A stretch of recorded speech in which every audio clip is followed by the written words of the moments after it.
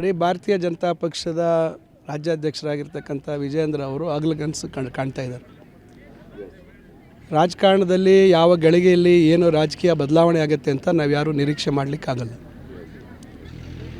2024ರಲ್ಲಿ ಲೋಕಸಭಾ ಚುನಾವಣೆ ಆದಂಥ ಸಂದರ್ಭದಲ್ಲಿ ಮಹಾರಾಷ್ಟ್ರದಲ್ಲಿ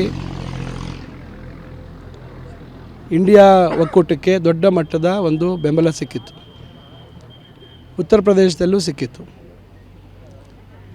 ಆದರೆ ನಂತರ ಅಲ್ಲಿ ನಡೆದಂಥ ವಿಧಾನಸಭೆ ಚುನಾವಣೆಯಲ್ಲಿ ಫಲಿತಾಂಶ ಬೇರೆ ರೀತಿ ಆಯಿತು, ಕೇವಲ 6 ತಿಂಗಳಲ್ಲಿ.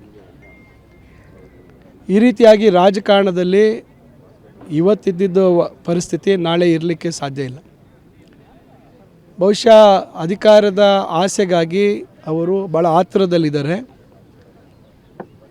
ಮೊದಲು ಅವರ ಕುರ್ಚಿ ಭದ್ರ ಮಾಡಿಕೊಂಡ್ರೆ ಬಹುಶಃ ಮುಂದೆ ಅವರು ತೀರ್ಮಾನ ಹೇಳಲಿಕ್ಕೆ ಸಾಧ್ಯ ಆಗುತ್ತೆ. ಸುಮಾರು 6 ತಿಂಗಳಿಂದ ರಾಜ್ಯಾಧ್ಯಕ್ಷರ ಬದಲಾವಣೆ ಆಗುತ್ತೆ ಅಂತಕ್ಕಂಥ ಕೂಗು, ಸೋಮಣ್ಣವರು ಕೇಂದ್ರದಲ್ಲಿ ಸಚಿವರಾಗಿರ್ತಕ್ಕಂಥ ಸೋಮಣ್ಣವರು ರಾಜ್ಯಾಧ್ಯಕ್ಷರಾಗ್ತಾರೆ ಅಂತಕ್ಕಂಥ ಮಾತು ಅಲ್ಲಿ ಇಲ್ಲಿ ಚರ್ಚೆ ಆಗ್ತಾಯಿದೆ. ಬಹುಶಃ ಈ ಹತಾಶ ಪರಿಸ್ಥಿತಿಯಲ್ಲಿ ಅವರು ಈ ರೀತಿ ಹೇಳಿಕೆಗಳು ಕೊಡ್ತಾ ಇದ್ದಾರೆ. ಸ್ಥಳೀಯ ಸಂಸ್ಥೆಗಳ ಚುನಾವಣೆಗಳಲ್ಲಿ ಆ ಸ್ಥಳೀಯವಾಗಿರ್ತಕ್ಕಂಥ ಪರಿಸ್ಥಿತಿಗಳ ಅನುಗುಣವಾಗಿ ಕೆಲವು ಸಂದರ್ಭದಲ್ಲಿ ಫಲಿತಾಂಶಗಳು ಬರ್ತವೆ.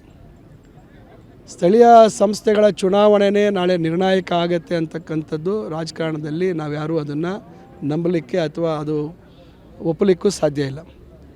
ಯಾವ್ಯಾವ ಸಂದರ್ಭದಲ್ಲಿ ಯಾವ ಕಾರಣಕ್ಕೆ ಆ ಒಂದು ಭಾಗದಲ್ಲಿ ಜನ ತೀರ್ಮಾನ ಮಾಡ್ತಾರೆ ಅಂತಕ್ಕಂಥದ್ದು ನಾವು ಯಾರೂ ಊಹೆ ಮಾಡಲಿಕ್ಕೆ ಸಾಧ್ಯ ಇಲ್ಲ.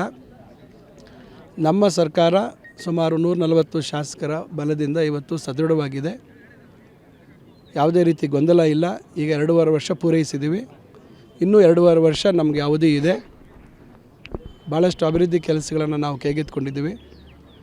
5 ಗ್ಯಾರಂಟಿಗಳನ್ನು ನಾವು ಯಶಸ್ವಿಯಾಗಿ ಅನುಷ್ಠಾನ ಮಾಡಿದ್ದೀವಿ. ಅದನ್ನು ಜನರಿಗೆ ಕೊಡ್ತಾಯಿದ್ದೀವಿ. ಇಂತಹ ಸಂದರ್ಭದಲ್ಲಿ ವಿರೋಧ ಪಕ್ಷವಾಗಿ ಅವರು ಸಹಜವಾಗಿ ಕೆಲವು ಹೇಳಿಕೆಗಳನ್ನು ಕೊಡ್ತಾರೆ. ಅದನ್ನು ಗಂಭೀರವಾಗಿ ತೆಗೆದುಕೊಡುವಂಥ ಅವಶ್ಯಕತೆ ಇಲ್ಲ. ನಾನು ಅವರಿಗೆ ಸಲಹೆ ಕೊಡುವಂಥದ್ದು, ಮೊದಲು ನಿಮ್ಮ ಅಧ್ಯಕ್ಷ ಸ್ಥಾನವನ್ನು ತಾವು ಖಾತ್ರಿ ಮಾಡ್ಕೊಳ್ಳಿ, ಭದ್ರ ಮಾಡ್ಕೊಳ್ಳಿ. ಆಮೇಲೆ ಕಾಂಗ್ರೆಸ್ ಪಕ್ಷದ ಆಂತರಿಕ ವಿಚಾರ ಇರ್ಬೋದು, ಕಾಂಗ್ರೆಸ್ ಪಕ್ಷದ ಸರ್ಕಾರದ ವಿಚಾರ ಇರ್ಬೋದು, ಅದನ್ನು ಮಾತಾಡುವಂಥದ್ದು ತಾವು ನಂತರ ತೀರ್ಮಾನ ಮಾಡಿದ್ರೆ ಬಹುಶಃ ಉತ್ತಮ ಅಂತಕ್ಕಂಥ ಸಲಹೆಯನ್ನು ನಾನು ಮಾನ್ಯ ವಿಜೇಂದ್ರ ಅವರಿಗೆ ಕೊಡಲಿಕ್ಕೆ ಬಯಸ್ತೇನೆ.